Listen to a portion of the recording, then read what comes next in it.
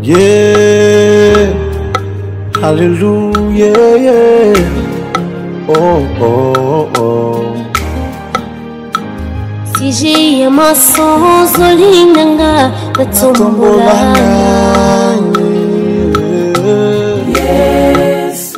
Chers téléspectateurs, shalom, shalom et bienvenue à l'émission Parlons du message avec le révérend pasteur Alexandre Meyonga. Une émission conçue pour l'édification des enfants de Dieu se trouvant partout dans le monde. Et pour ce premier numéro, nous avons pris pour sujet la relève. À l'animation, c'est Meje Moussabou et Timinaba, avec notre invité, le révérend pasteur Alexandre Meyonga de l'Assemblée chrétienne de Guémena, se trouvant dans la province du Sud-Ubangi en RDC. Et vous savez tous que la relève, c'est un sujet qui est d'actualité dans les messages d'état de la paix, un sujet qui fait l'objet de plusieurs débats, divisions et même la rétrogradation de certains croyants de ces messages de William Marou Branham. Et avec le pasteur Omeyonga, nous allons en parler. Cher pasteur, shalom. Shalom, Marseille. Vous allez bien, j'espère. Oui, je veux bien, par la grâce de Dieu. Et toi? Oui, je vais bien, merci. Et voilà, pasteur, vous êtes un ancien dans ces messages et un pasteur d'une grande église qui est l'Assemblée chrétienne de Guémena. Pouvez-vous nous parler un peu de la relève? C'est quoi la relève? Je crois que la relève, ce n'est pas une doctrine qui est en dehors du message. La relève, c'est le message de William Marion Branham. Et quand on parle de la relève, ici, nous voulons pointer sur la relève prophétique. C'est-à-dire que la relève signifie la continuité de l'œuvre d'un prophète, un prophète majeur, un prophète messager. Donc, il a reçu de Dieu quelque chose qu'il doit donner au peuple. Et après sa mort, il y a la continuité. Alors, cette continuité-là, c'est ce que nous appelons la relève. Merci. Cette continuité, c'est ce que nous appelons la relève. Cher pasteur, est-ce que William Marou Branham, c'est le premier prophète qui a connu sa relève ou ça s'est passé pour tous les prophètes? Parce que vous avez dit que ça s'est fait pour un prophète majeur. Certainement, parce que quand nous regardons dans l'Ancien Testament, il y a eu Moïse. Et Moïse, après lui, il y a eu Josué qui a fait la relève. Et nous voyons aussi Élie. Après Élie, il y avait Élisée. Et dans les prophètes, c'est-à-dire les apôtres. Et nous voyons aussi que là, il y a eu aussi des relèves. L'apôtre Paul, qui était le messager de la première église, il était là. Il y a eu des gens qui ont fait sa relève. Par exemple, les gens. Oui. Maintenant, oui, merci beaucoup, cher pasteur. Je comprends que la relève n'est pas une innovation du temps du message de William Branham. C'est quelque chose qui a commencé depuis le temps. Cher pasteur, pour ces temps, il y a eu partout, tout le monde sait qu'on a dit que c'est le pasteur Baruti Kasongo qui était l'homme de la relève pour ces messages de William Marou Branham. Maintenant, j'ai une question. Qu'est-ce qui a fait de BKP à son âme, l'homme de la relève, quand bien même qu'il y a plusieurs serviteurs de Dieu dans ces messages? Bon, et vous savez, c'est comme je disais, la relève, ça doit être la continuité. Donc, c'est-à-dire qu'il fallait avoir quelqu'un qui pouvait continuer avec ce que William Marion Branham a fait. Alors maintenant, si nous voulons savoir comment, pourquoi, et c'est le pasteur Baruti, c'est parce que le pasteur Baruti s'est identifié à la parole prophétique. La parole prophétique, comme je peux vous le dire, il a été d'abord, je voudrais donner un peu de précision dans... Ah oui, c'est ça. Alors, c'est lui qui devait faire la relève de William Marion Branham, devait d'abord occuper sa place. Il devait occuper sa place. Alors nous voyons ici le pasteur Baruti. Il est venu faire la relève. Il n'a pas dit qu'il était le prophète, le 8e messager. Il n'était pas même pas le prophète. Mais il a fait la relève. Donc il a occupé sa place. C'est comme nous pouvons lire là dans la marque de la bête, prêché le 13 mai 54. Paragraphe 78. Ici, nous voyons que, alors j'ai dit, Seigneur, je ne veux pas d'organisation. Accorde-moi de te servir de tout mon cœur. Pendant que je vais là pendant que je suis là en vie. C'est vrai. Après, tu auras un autre homme après mon départ. Tu feras que quelqu'un occupe sa place. Donc, c'est le fondement même de la relève. Donc, c'est-à-dire que, oui, c'est-à-dire que le pasteur Barouti a occupé la place qu'il devait occuper. Alors, on voit encore quelque chose aussi que je peux ajouter.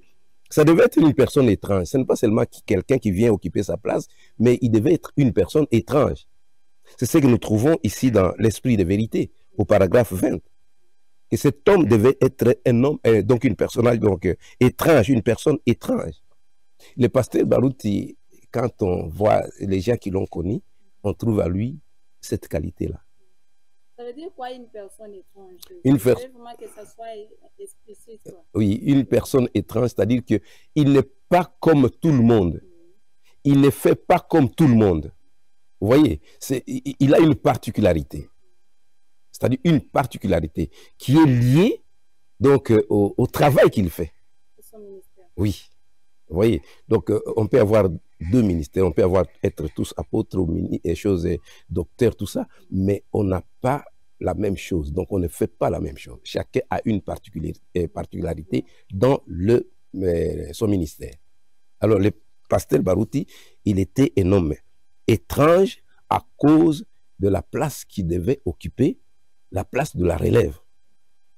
Vous voyez, c'est ça. Donc, le pasteur Barouti n'a pas été connu ou soit comme homme de la relève parce qu'il avait une grande renommée, parce qu'il était ancien, mais c'est par rapport à ce que vous venez de lire, si j'ai bien compris. Oui, je vais continuer encore, parce qu'il y a encore d'autres choses. Donc, il doit être un homme puissant, un puissant homme. Là, on ne peut pas donc discuter sur ça. Réellement, le pasteur Barouti était un puissant homme. Dans ce qu'il a fait, ce que Dieu a fait avec lui, c'est justement ce que Dieu faisait avec William Marion Branham. Nous sommes conscients tous que Dieu a opéré des grands miracles avec lui. Il a été presque partout et il a prêché l'évangile. Donc c'était un homme puissant. Partout il passait, il prêchait cette puissance-là. Donc cette puissance se dégageait de ses prédications. Quand il était quelque part, on voyait cette puissance en lui. C'était un homme puissant. Chose qui n'était pas pour tous les serviteurs du message. Oui, quand on parle de la puissance, c'est-à-dire, ce n'est pas que tout le monde a la même puissance. Oui. Il y a des niveaux, non? Oui. Moi, je peux dire j'ai la puissance, mais je ne peux pas prétendre avoir la même puissance qu'avait le pasteur Barouti. Voilà. Vous voyez, je peux prier pour les malades peuvent être guéris, mais je ne pourrais jamais dire que je fais exactement comme le pasteur Barouti le faisait. Non, ce n'est pas ça. Oui, alors, je continue encore, et nous voyons ici, c'est rangé du côté de Jésus, nous voyons là, ça doit être un homme, un puissant homme. Si vous lisez dans c'est rangé du côté de Jésus, au paragraphe 61, on trouvera cette écriture là-bas. Cinquième partie, il doit restaurer la foi des enfants à leur père. Je voudrais que là, nous puissions bien comprendre. Oui, c'est ça, justement ça. C'est un homme qui doit occuper sa place. Il devait être une personne étrange. Il doit être un puissant homme. Et il doit restaurer la foi des enfants à leur père. C'est le grand travail que nous trouvons dans le pasteur Barouti. William Marion Branham est venu, il a prêché, il a retourné les cœurs des enfants à leur père. Pendant ce temps, après la mort de William Marion Branham, des doctrines sont entrées dans le message pour détruire ce que William Marion Branham a prêché. Par exemple, on a parlé de troisième Adam, on a parlé que l'enlèvement a déjà eu lieu, on a parlé que Branham était Dieu, tout ça. Alors il a fallu que quelqu'un qui puisse restaurer, c'est-à-dire prendre ce qui était déjà émietté, remettre ça à la place qu'il faut. Donc c'est-à-dire que toutes ces doctrines que les gens ont amenées, il fallait vraiment prendre ça et mettre ça à côté. Vous voyez? Donc, si je comprends bien, le pasteur Barouti est vraiment l'homme de la relève à cause de ses qualités. Une personne étrange, une personne qui occupe sa place, une personne qui a une puissance extraordinaire dans son ministère, une personne qui a pu restaurer ou soit te bouter dehors des fausses doctrines. C'est ce que j'ai un peu retenu en résumé de tout ce que vous dites. Et j'ajoute encore quelque chose. Okay, il devait saisir la vision. Oui. Puisque saisir la vision, c'est quoi? C'est-à-dire se retrouver là où on doit être. Quand les gens sont venus vers Jean, ils ont demandé, es-tu le Christ? Es-tu Moïse? Es-tu Élie? Es-tu tout ça? Mais Jean s'est retrouvé, donc s'est identifié à la parole prophétique qui disait de lui qu'il était la voix qui criait dans les déserts. Alors il a dit, je suis la voix. Donc il n'y a personne qui est allé dire à Jean que toi tu es la voix qui crie dans les déserts. Il s'est identifié. C'est pourquoi le pasteur Barout ici, il a saisi la vision. Il a compris que c'était lui, cette écriture-là, de la relève, de l'homme qui devait faire la relève après William Marion Branham, c'était lui. Il a saisi cette vision-là. Il s'est identifié aux Écritures. Oui, il s'est identifié aux Écritures, tel que je viens de vous dire ici. Il devait être un homme qui devait occuper sa place. Il n'a pas pris la place de William Marion Branham. Il devait être une personne étrange, comme je vous ai donné toutes ces références. Il devait être un puissant homme et restaurer la foi des enfants à leur père, et il devait aussi saisir la vision. J'ai compris ce que vous avez dit, il a saisi sa vision, il était vraiment identique à toutes les écritures qui parlaient de l'homme de la relève. Oui. Maintenant que l'homme de la relève n'est plus avec nous, il est rentré à la maison, il nous a précédés. Qui devient alors la relève? Parce que le message continue, mais l'homme de la relève n'est plus avec nous. Bon, je pense que je vais parler longuement dans notre prochaine émission parce que nous devons connaître qui fait la relève après le départ de Pasteur Barouti. Nous parlerons de ça. Voilà. Qui fait la relève après le départ de Pasteur Barouti. Téléspectateurs, vous comprenez que nous n'avons pas pu entrer en détail pour cette question du départ de l'homme de la relève. Qu'est-ce qui se passe après? Parce que le pasteur a choisi de réserver cette question pour les prochains numéros qui va parler de la relève après les pasteurs Barouti. Oui. Nous continuons notre émission sur la relève, un sujet qui fait vraiment des bruits dans ces messages. Oui. Oui, merci Sarnégé pour la parole. Je sais pas si vous allez bien, j'espère. Oui, nous allons bien par la grâce de Dieu. Dans la parole de Dieu, on va toujours bien. Merci beaucoup. Nous avons quelques questions. Oui. On va donner encore la parole à la Sarnégé. Oui. Et je ne sais pas, dites-nous un peu, est-ce qu'il y a une différence entre un prophète majeur et l'homme qui fait la relève? Bon, moi, je ne sais pas s'il y a une différence. La différence est que les prophètes majeurs, il est prophète majeur. C'est lui qui fait l'homme de la relève, c'est l'homme qui fait la relève de ce prophète majeur. Donc, il y a une différence. L'autre est prophète, l'autre fait la relève. Donc, ils ne sont pas identiques. Ils ne sont pas identiques? Non, non. Bien, merci. Oui. Alors, la deuxième question, comme j'avais dit, avant de donner la parole à la CRNJ, quels sont les effets de la relève dans votre ministère? Oh, ça c'est moi, mon ministère a été influencé par cet homme qui a fait la relève. Hein. Mon ministère a été influencé par lui. Et je sais que tout ce qui se passe dans mon ministère, c'est les fruits. C'est comme je disais, moi je suis le fruit de la relève. Je ne suis pas un suiviste. Je n'ai pas suivi parce que Beka était ceci ou quoi. Non. J'ai reçu une révélation. Et j'ai suivi ça. Et mon ministère a un grand impact avec ce pasteur. C'est lui qui a fait la relève. Son ministère m'a beaucoup impacté. C'est que vous croyez à la relève, vous êtes le fruit de la relève. Oui, je crois à la relève. La relève, c'est le message. Si quelqu'un dit qu'il ne croit pas à la relève, c'est qu'il ne croit pas au message. Et merci. Nous donnons la parole à la CRNJ. Alors, cher pasteur, vous venez de dire que vous êtes le fruit de la relève et vous avez connu un impact positif par rapport à la relève. Votre ministère est influencé par la puissance de l'onction de la relève. Maintenant, continuez-vous ou bien continuerez-vous à prêcher sur la relève dans votre église comme vous le faisiez car l'homme de la relève était vivant? Bon, moi, je vais toujours insister là-dessus pour que les gens ne puissent pas séparer la relève et le message. Donc, c'est-à-dire que la relève, c'est le prophète Branham qui a prêché et qui a parlé de la relève. Donc, nous ne pouvons pas prendre la relève d'un côté, les messages de l'autre côté. Moi, je prêcherai toujours les messages de William Marion Branham, là où il a parlé aussi de la relève. Donc, vous voulez nous dire que la relève est liée au message du temps de la fée jusqu'à la fée? Oui, parce qu'on ne peut pas dissocier la relève du message de William Marion Branham. C'est impossible, parce que c'est une parole prophétique. C'est lui qui a parlé. Comment est-ce qu'on peut vraiment ne pas accepter ce que William Marion Branham a dit et nous disons que nous croyons au message? Donc, pasteur, vous voulez dire que rejeter la relève, c'est rejeter ce que le prophète William Branham a dit? Certainement.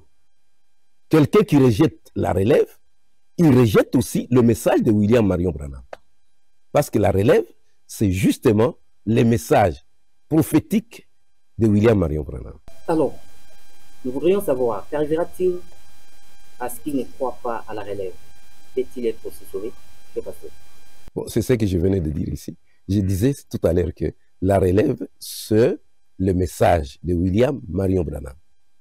Si quelqu'un rejette le message, ce n'est pas à moi de juger s'il va être sauvé ou pas. Mais moi, je sais que les messages que William Marion Branham nous a amenés, là-dedans, il y a la relève. Alors, si quelqu'un rejetait, moi, je ne suis pas là pour dire que celui-là va être condamné ou va aller au ciel. Ça, je ne sais pas dire, seul peut juger. Mais moi, je sais que le message, la relève, c'est le message. Quelqu'un qui rejette la relève, il rejette aussi le message. Quelqu'un qui rejette la relève, c'est Dieu qui peut les juger. C'est ça ce que nous avons retenu. Oui, c'est que nous ne jugeons personne parce que nous n'avons pas ce droit de juger les gens. Voilà, cher pasteur, nous continuons avec l'émission Parlons du message avec le révérend pasteur Alexandre Muyonga. Oui. Et notre sujet, la relève, qui est un sujet du jour pour ce premier numéro. Voilà, j'ai suivi cette Dieu qui peut juger. Et maintenant, cher pasteur, dans les messages, il n'y a pas que des noirs. Il y a aussi nos frères et sœurs qui sont de la peau blanche. Est-ce qu'ils sont aussi concernés par la relève qui faisait des cas? Ça, c'est vraiment quelque chose que moi, je ne peux pas comprendre ça. William Marion Branham, notre prophète, c'est un blanc. Mais nous, les noirs, nous avons cru au message. Parce que c'est le message de William Marion Branham. Si la relève est dans le message de William Marion Branham, ce n'est pas seulement pour les noirs et pas pour les blancs. Les messages de William Marion Branham, c'est pour tout le monde. Que vous soyez noir, que vous soyez blanc, que vous soyez rouge, que vous soyez jaune. Nous avons reçu les prophètes. Nous recevons ce que le prophète a dit. Mais il se pourrait qu'il y en a qui pensent que la relève, c'est une histoire organisée, c'est une histoire africaine, juste pour élever un noir, juste pour faire des cas célèbres. C'est comme une histoire qui tire son origine du fanatisme africain, quand on dit. Moi, je pense que ceux qui disent ça, ils se trompent. Parce qu'aujourd'hui, nous avons aussi des Blancs qui sont, par exemple, en Amérique, mais qui n'ont pas cru à William Marion Branham. Ici, au Congo, en Afrique, partout. Il y a des gens de Noirs qui n'ont pas cru non plus au message de William Marion Branham. Alors, nous ne pouvons pas dire que ces messages, quand on parle de la relève, ça signifie seulement pour les Noirs. Puisque William Marion Branham n'a pas amené un message uniquement pour les Blancs.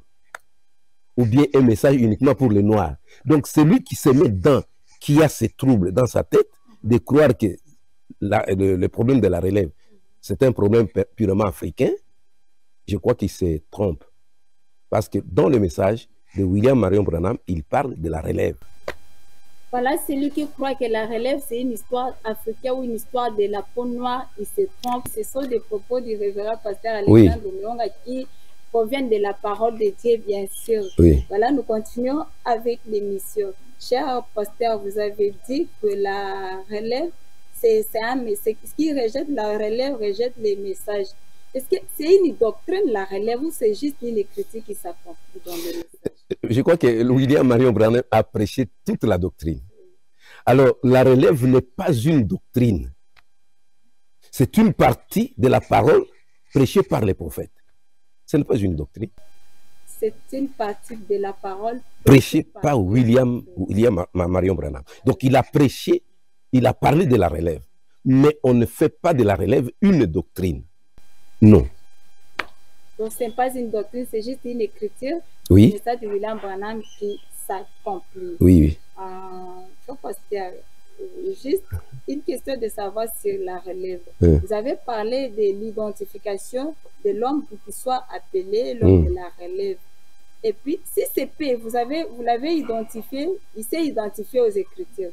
Mais si c'est P qu'on présente quelqu'un, ou bien quelqu'un se présente, qui a des qualités, qui s'identifie au même titre que l'homme de la relève, Barutika son père à son âme, et qui a vraiment des preuves qui prouvent que lui s'est identifié, il est étrange, miraculeux, très puissant.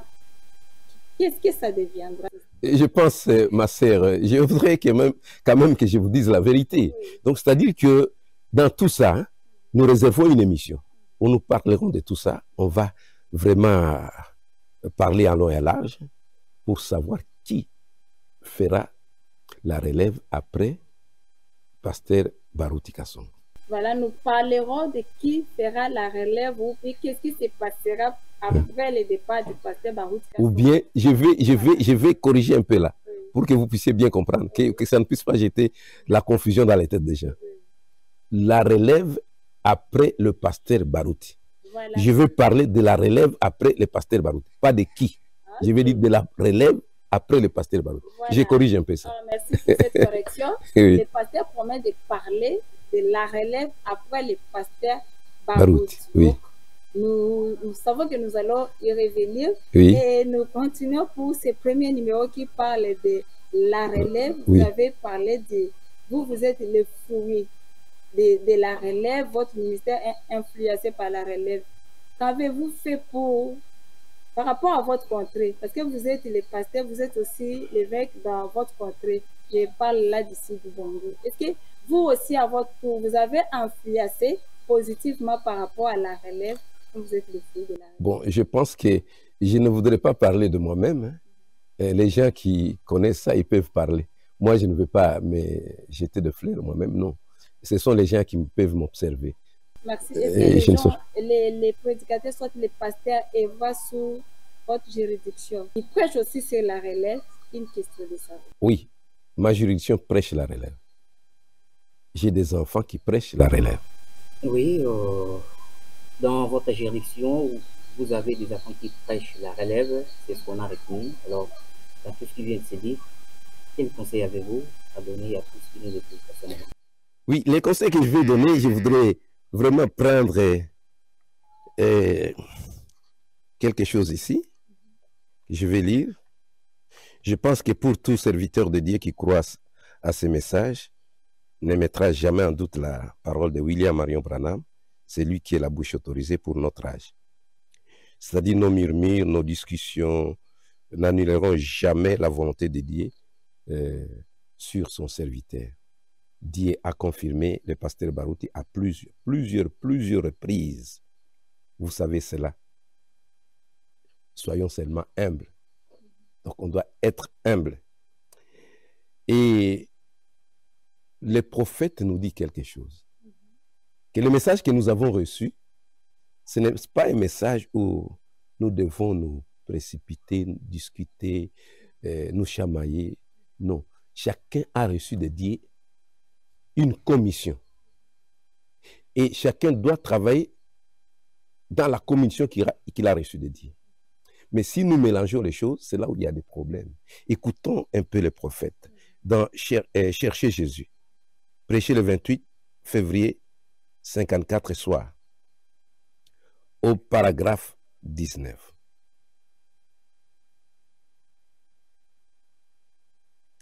Le prophète dit quelques paroles.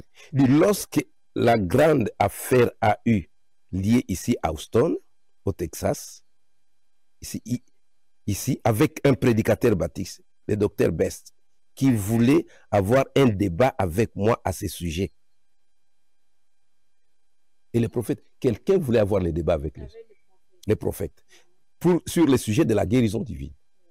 Alors le prophète a dit, je n'aimerais pas gâcher mon atmosphère avec mon Seigneur Jésus-Christ. Cet amour-là, en discutant avec quelqu'un, je veux prêcher l'évangile. Si vous croyez cela, c'est très bien. Sinon, c'est entre vous et Dieu. C'est tout. Je ne crois pas au débat et aux discussions. C'est ce que nous déplorons aujourd'hui dans ce message. Il y a des discussions, des débats, mais le prophète qui nous a amené ce message, il dit, lui, ne croit pas au débat, aux discussions et au débat. Prêchez simplement la parole, Dieu prendra soin du reste. Vous voyez? Et il continue encore, dans les expériences, au paragraphe 16, dans les expériences, il dit ceci. Quelqu'un venait, c'est le frère Bossolt, il est venu dire au prophète qu'il y a quelqu'un qui a écrit dans les journaux, était en train de s'opposer à vous, tout ça. Regardez, frère Branham, ce qui est écrit dans le journal. Ce type vous a défié. Il fait tout. Mais le prophète a dit quoi? Il dit, cela ne veut rien dire, frère Bossolt. Bien qu'il a écrit tout ça, cela ne veut rien dire. Il m'a injurié, il m'a traité de tout, mais moi, je n'ai rien à faire avec ça. Et le frère Bossolt est venu encore quelques jours après. Eh bien, frère Bossolt est venu le jour suivant. Il a dit, frère Branham, faites-lui la réplique là-dedans. Qu'est-ce que le prophète a dit? Le prophète a dit, frère Bossolt, Dieu ne m'a jamais envoyé pour une dispute avec les gens. Il m'a envoyé pour prier pour les gens. Vous voyez? Donc, William Marion s'accrochait à sa commission. Quand il a reçu cette commission de Dieu, il a dit, Dieu m'a envoyé pour prier pour les gens. Et il ne voulait pas que quelqu'un puisse les désorienter de ça. Il gardait toujours sa position. Écoutez maintenant. Le frère Bossolt a dit, bon, comme toi, tu ne peux pas te chamailler avec les gens, donne-moi l'occasion. Voulez-vous m'accorder le privilège de le faire? Et j'ai apprécié. Alors, le prophète répond, non, frère Bossolt, je ne vous accorderai pas le privilège de le faire, parce que cela provoquerait tout simplement une dispute. Et vous n'obtiendrez rien en vous disputant. Donc, vous voyez que maintenant dans le message, ce que nous sommes en train de faire, on se dispute pour rien. Et si on ne comprend pas quelque chose, priez Dieu, Dieu va vous révéler ça. Que de s'écrire des choses comme ça dans les réseaux sociaux, se disputer, s'injurier. Je crois que les conseils que je donne à tous les prédicateurs, aux pasteurs, de ne pas faire ça. S'il y a un problème, priez un peu. Si vous voulez, vous ne connaissez pas ce qui se passe, voyez votre frère et voyez comment vous pouvez régler les problèmes. Parce que si vous continuez à injurier les gens, pendant que notre prophète ne nous a pas dit de faire ça, lui-même ne l'a pas fait. Pourquoi nous le faisons? Quand on parle de la relève, on dit la relève, ce n'est pas le prophète. Mais quand le prophète dit on ne peut pas donc se chamailler, discuter, là, ce n'est pas le prophète. Wow.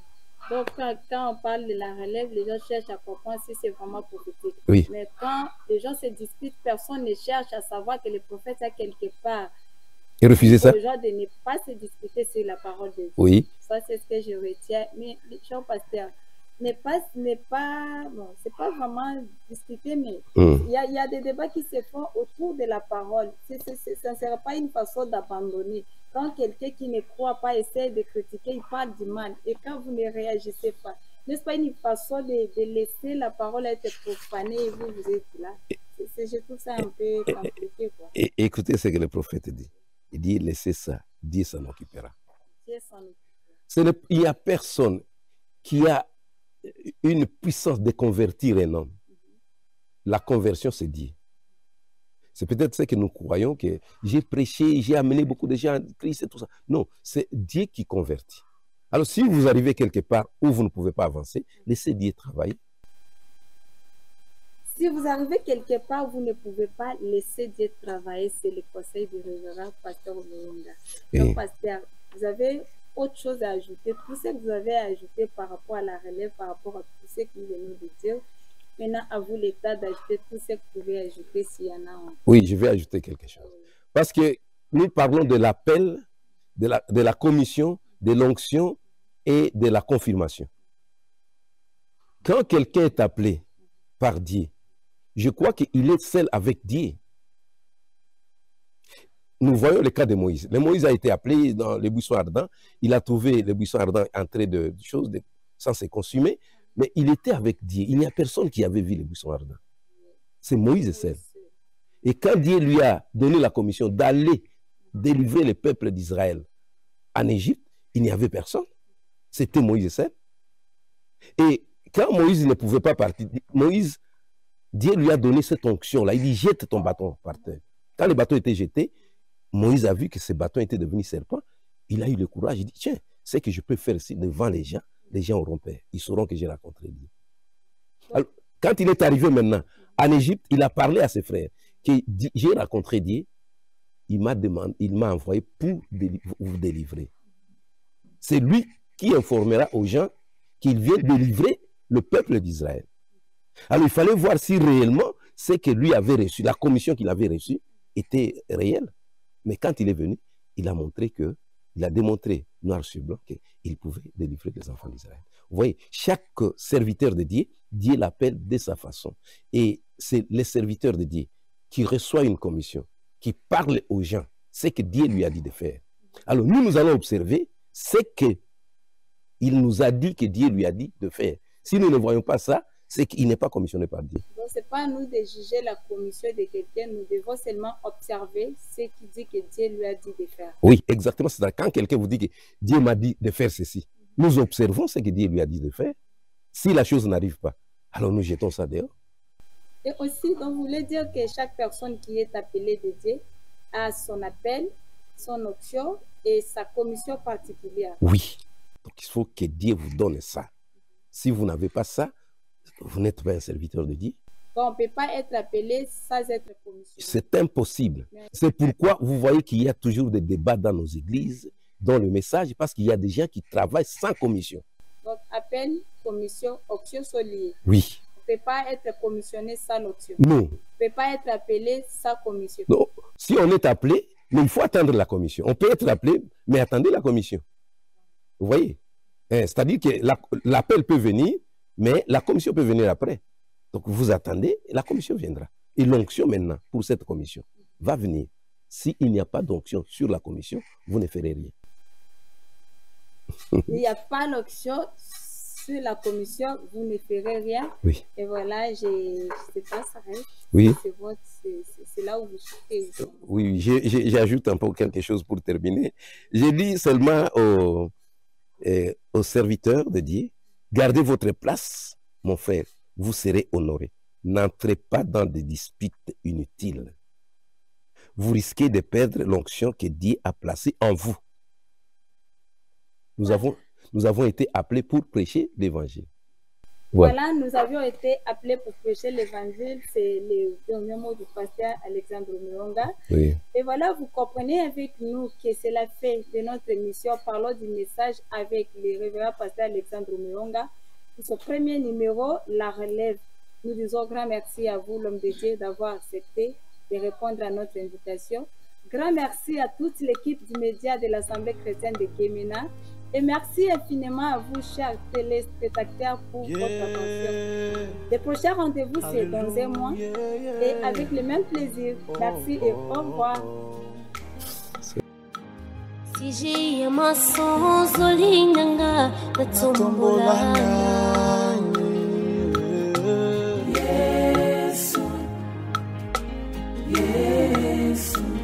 si j'ai loye mbonanga. Natombola nani Yesu Yesu Si j'ai un louange natombola nani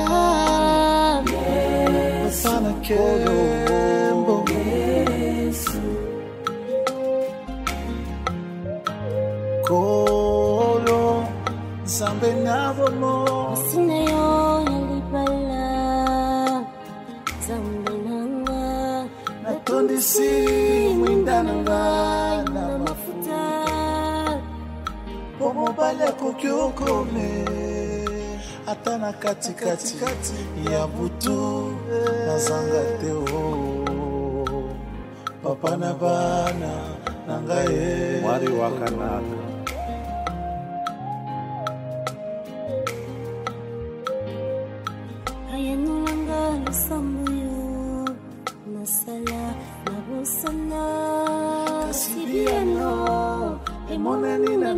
bato témoignage na ngai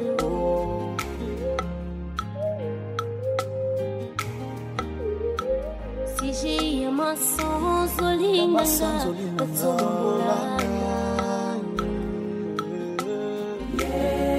Sanga ngoma kasi si j'ai un loyembo nanga natombola na